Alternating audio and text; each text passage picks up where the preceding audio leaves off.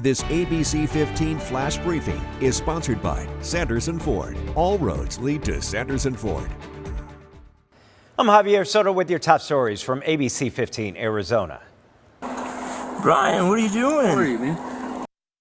Newly obtained body camera footage just into the newsroom shows Cochise County Attorney Brian McIntyre being arrested for super extreme DUI.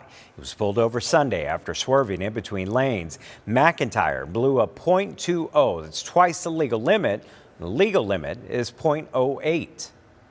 Brian, why are you drinking and driving?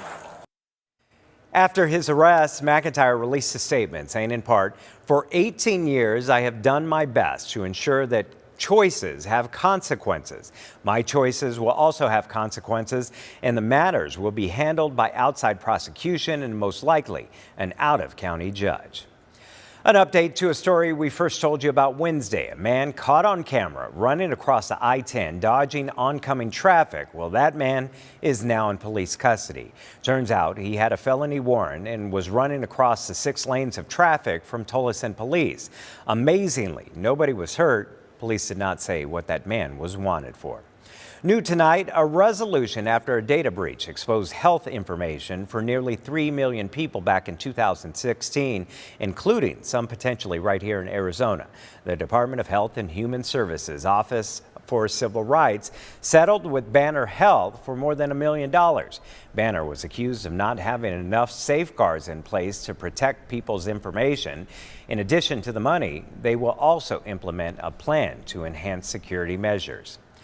The countdown is on with less than a month until public schools are forced to cut $1.4 billion from their budgets.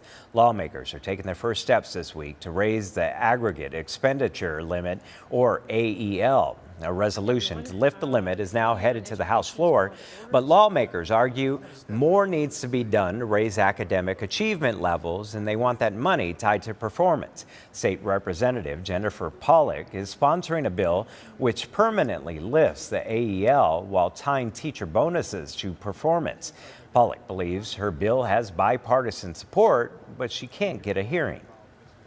It's very concerning because this is the 4th week of legislative session, and thus far we've heard 10 Republican-sponsored bills and none sponsored by Democrats.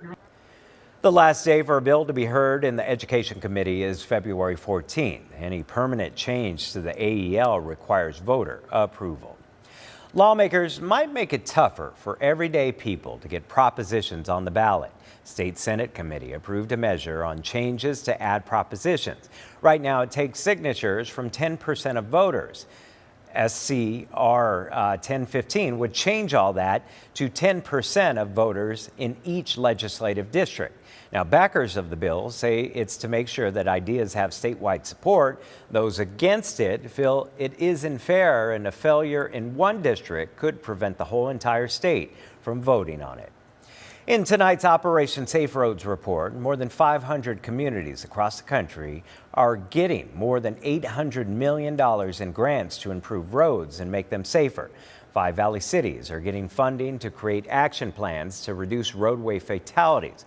We're talking Glendale, Mesa, Phoenix, Scottsdale, and Tolleson. Pima County was identified as one of the country's areas with the highest traffic death. They will get $1.5 million. The county's fatality rate is nearly 11 times higher than the national average. Now, in total, Arizona is getting nearly $5 million. I'm Chief Meteorologist Amber Sullins, tracking your forecast as high pressure builds in. Temperatures are going to be warming up as we end this week and head into the weekend. And starting tomorrow, the 70s are back here in the valley. 40 still to start the day, so it will be a chilly morning, but by noon, 66. By 4 p.m., 73 degrees. And we'll pick up some breezes throughout the day as well, with gusts near 20 miles per hour. Going into next week, another storm system set to move into northern Arizona. This is going to bring a chance for rain and snow up north and out east, but right now our valley forecast is looking dry. We do expect some cooler air with this and some more breezes in the forecast early next week, though. So here's the next 7 days. Breezy and 73 tomorrow, mostly cloudy skies for your Friday, too. Then we get our sunshine back on Saturday with a high of 75 degrees, stay in the mid-70s on Sunday, and then that storm system knocks us down into the 60s for the first half of next week. This ABC15 Flash Briefing is sponsored by Sanderson Ford. All roads lead to Sanderson Ford.